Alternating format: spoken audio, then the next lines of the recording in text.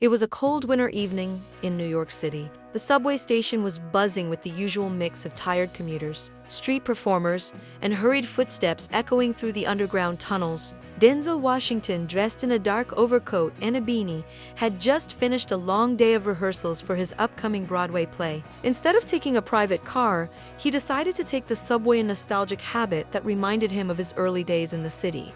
As he approached the turnstiles, he noticed a young man pacing near the ticket vending machine. The man looked no older than 22, wearing a thin hoodie far too light for the harsh winter night. He held a few crumpled dollar bills in his trembling hands, his eyes darting between the machine and the platform.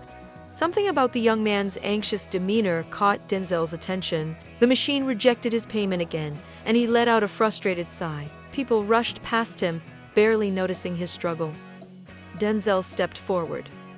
"Need a hand?" he asked, his deep, familiar voice cutting through the noise of the station. The young man looked up, startled. His eyes widened in disbelief. "Why, you're Denzel Washington. Denzel is mild, and you're about to miss your train." The young man hesitated, then nodded. "Yeah, I need to get to Jersey. My mom's in the hospital. I thought I had enough, but the machine keeps saying my card's declined." Denzel didn't hesitate. He reached into his pocket, pulled out his Metro card, and swiped it at the turnstile. "Go on," he said, gesturing for the young man to enter. The young man stared at him in shock. I don't know how to thank you." Denzel patted him on the shoulder. "Just take care of your mom." As they both stepped onto the subway platform, Denzel struck up a conversation. "What's your name?" "Jason," the young man replied. "Jason Carter." "Jason Carter," Denzel repeated. "You ever act?" Jason chuckled, shaking his head.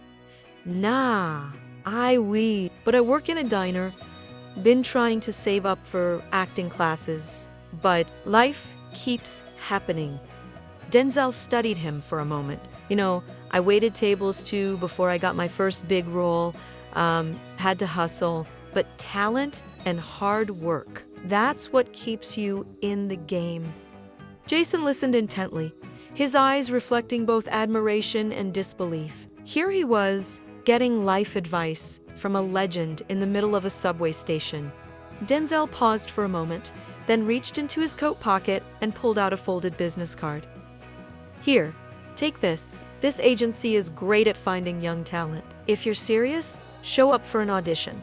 Jason took the card, his hands shaking slightly. He stared at it as if trying to determine if this was real. This is real." Denzel grinned. "That's up to you." As they waited for the train, Denzel continued to share advice, telling Jason about the importance of perseverance and how rejection is just part of the journey. Jason listened carefully, absorbing every word. Minutes later, Jason's train arrived. Still overwhelmed, he turned back to Denzel. "This might sound crazy, but I feel like meeting you wasn't an accident." Denzel is mild. "Nothing's ever really an accident." Jason stepped onto the train, gripping the pole as the doors began to close. Just before they shut completely, Denzel called out, "Next time I see you, I hope it's on a movie poster."